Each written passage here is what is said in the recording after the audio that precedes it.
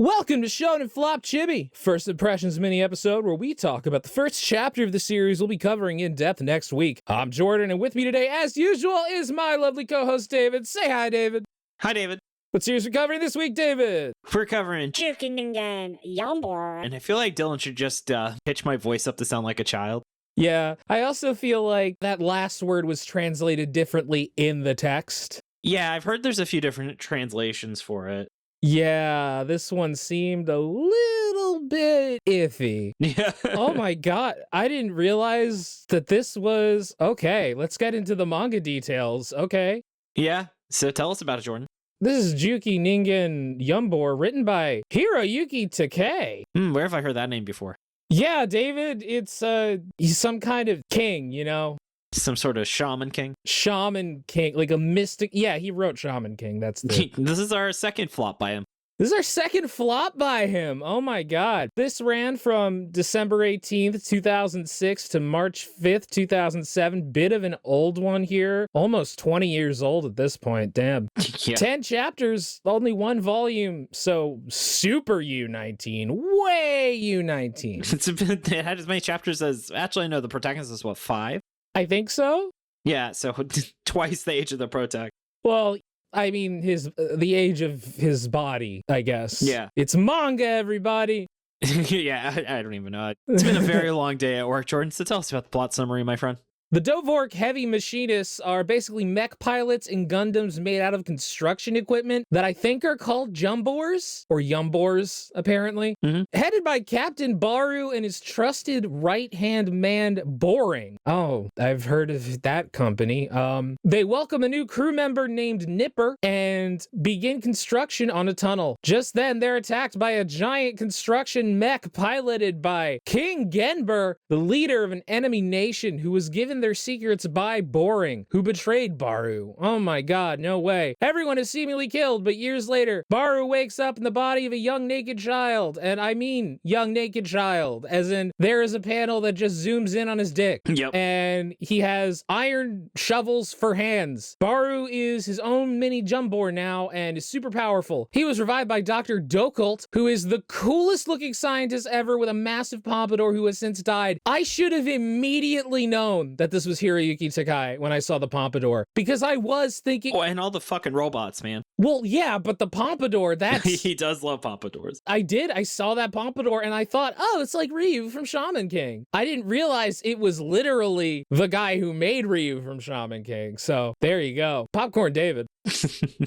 Baru is met by a female scientist who tells him that his country at Dvork has been taken over and the princess is missing, probably in another castle. Oh my god. She lets him go and he immediately beats up some of Boring's goons and the fucking goon. But the local townsfolk are afraid of retribution, so they tell him to go away. Baru ends up at a bar where he's only allowed to drink milk, but runs into Nipper, who is now an alcoholic. Nipper takes Baru to see Boring, who now looks like a 1970s pimp record producer. Boring tries to kill Nipper, but Baru stops him. He tries to ask Boring where the princess is, but he doesn't know. But then the female scientist shows up and reveals that she's the princess and asks Baru to swear his fealty to her again. End of the first chapter. You think her name is Anna? Probably. Oh, fuck, that should have been a guess. Anna's going to show up in this.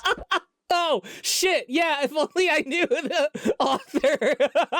Honorary guess. Honorary guess. So, Jordan, what are your first impressions? I actually think the art's really good here. Yeah. It looks really good. Like, visually, it looks great. You can tell this guy used his time budget really well, because he definitely, if he wasn't important for him to draw, he did not draw it. And I can't even be mad that there's like no backgrounds, because you know he still spent like 60 hours on this chapter. Yeah, the line work is like amazing. It's like mwah, chef kiss, like really well done. The characters are stylized in interesting ways. There's almost like a little bit of a Tezuka vibe to how they're stylized, like an Astro Boyish kind of stylization going on. I think the mechs are cool as fuck. Part of it is just, oh, so this is like Build King but cooler. Yeah, I have that in my notes if you saw. Yeah. But also, this was a mess and hard to follow. Yeah, some of it was probably the translation. Why did they call a week 0.2 months? I have no idea. So weird. This is so stupid. Also, it's so rare to say I needed more exposition, but they really do not explain the setting very well. They essentially throw you into the final boss fight immediately. And abilities. What? And abilities. That's like in games when you're like really powerful and then you get like downgraded at the very end of the fight. Yeah, kind of. Like Metroid, it's got, or God of War 2. Yeah. It almost feels like a parody of manga at first because it's just so fucking rapid fire. And it's like, wait, hold on. You're introducing way too much and this is way too complicated of a situation to just throw me into. Yeah. And they're introducing new things and like, here's a new guy and he's got a giant fucking mech and we're super mech knights, but we're also construction workers. And yeah, it's just like, it's a lot. It's just a lot going on. I just wanted like 2 or 3 pages of, I hate it, but it's like, if you just kind of duct taped like 2 or 3 pages of someone telling you what the story is, because they could have just had like the guy at the bar is like, here's the laydown, here's how you knew it, but here's how it is now. And it's kind of exposition, but at least it's not forced, you know? So I think this chapter definitely needed a couple more pages, but I really wanted those pages to be in between the pages where like the action happens, where they're just kind of, it slows a little bit, Yeah. you know, so you can It's just so fast. get a little bit of your bearings and figure out what the fuck is happening. Mm-hmm. Because yeah, it's just, things feel so compressed and they feel so fast that like you don't even know what's happening, so your eyes kind of just glaze over it. Mm-hmm. Which is a shame because, as I said, it looks fucking cool. Yeah, it does look super fucking cool. Yeah. I just love that painting of the professor giving a thumbs up. It's really good. It's like something out of like Naked Gun. Oh, yeah. Also, this reminded me of Gurren Lagann, which actually I think this came out around the same time, didn't it? This also reminded me of Gurren Lagann for some reason. I guess they both dig, you know, they're super mech series involving digging. Row, fight the power. Row, fight the power. Maybe that'll be the cover art, Jordan. Damn, maybe. Also, Jordan, I have to say I'm quite surprised that the women don't have gigantic bazongers. Well, have we met another woman besides the princess? No, but that's like if you were to draw a woman with giant bazongers, right? Some real yabas. I mean, I feel like the way Takei works is that he'll have like one woman who has surprisingly big gazongas, honka-donka-doos. Yep, Jubilees, equipped with ballistics. Jubus as like an aspect of her character design to be like, oh, she's the character with big boobs. Mm-hmm. You know, like the guy who does what's the name of the guy who does Bleach? Shit. Kubo. Kubo does that too. All right. Yeah. But Jordan, do you have any other thoughts? I think I kind of not really. All right. So Jordan, would you read our 10 chapters of this? Oh, I mean, it looks Yeah, me really too. cool, and I do have nostalgia for Hiroyuki Takei. So, yeah, I'd read another 10 chapters, but, like, I'm not, like, super psyched or hopeful for it, you know? Yeah. And in this case, there's not even another 10 chapters. There's only another 9 chapters. Exactly. It's great. This is one of the shortest things we ever read. I love it. But yeah, I'm just kind of like, I guess I'll finish it. Why not? Yeah. If this was just started running, I think I would have been like, eh. But Jordan, we do have to keep reading it. So what do you think will happen next?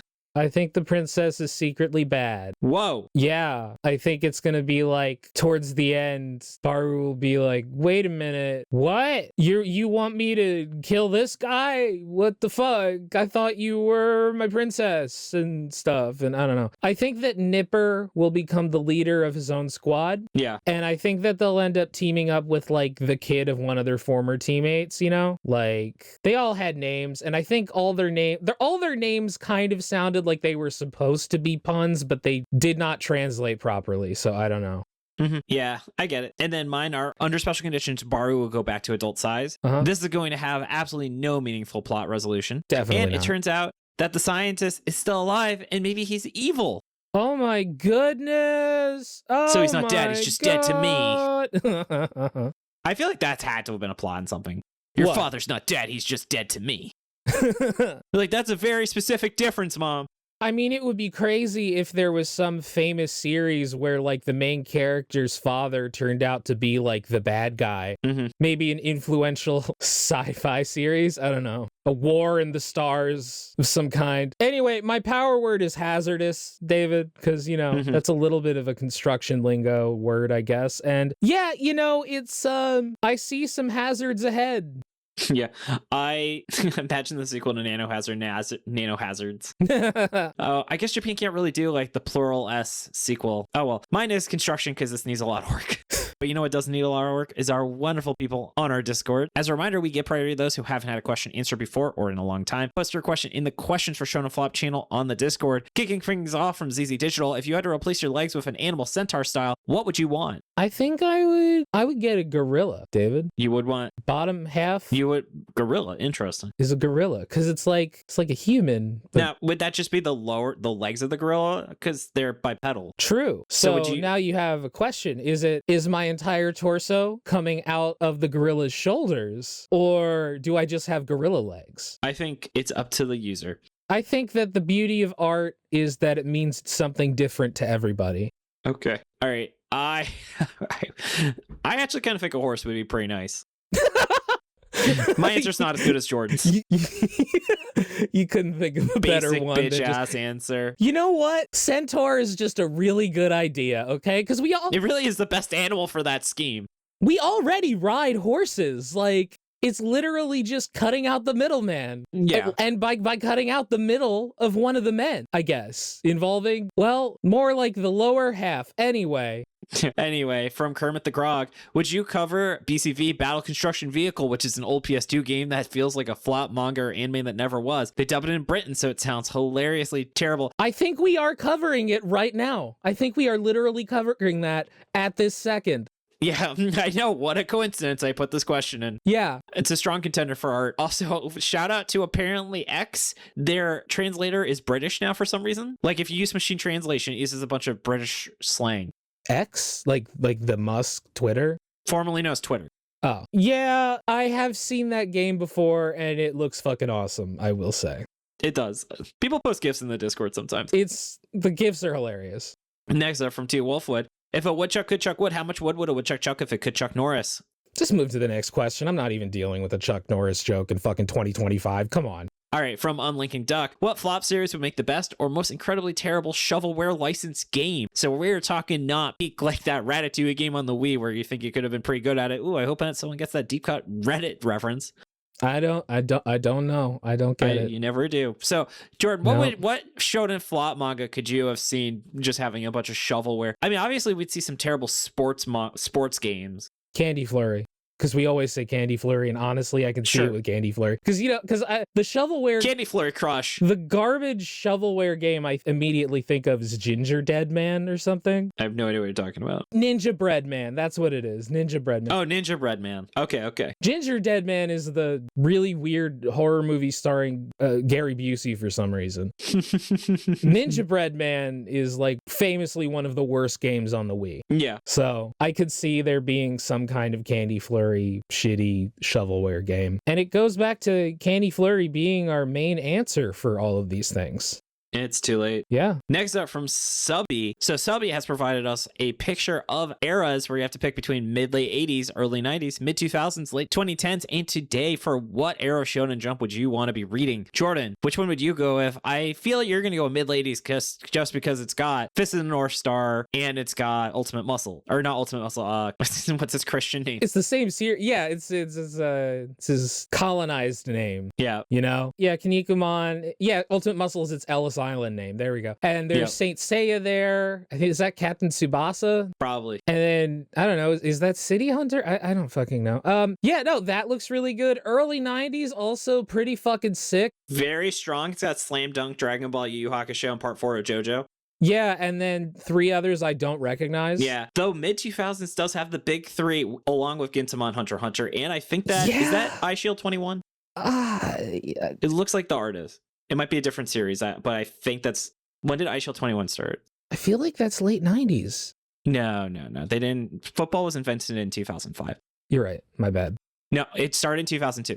Okay. So it would be valid for mid-2000s. Okay. Because it ran from 2002 to 2009. And then you've got late 2010s, which has Haikyuu, it has Black Clover, Jujutsu Kaisen. It's really just Chainsaw Man and Friends, where it's like, is Chainsaw Man worth having a bunch of other series that are not that great?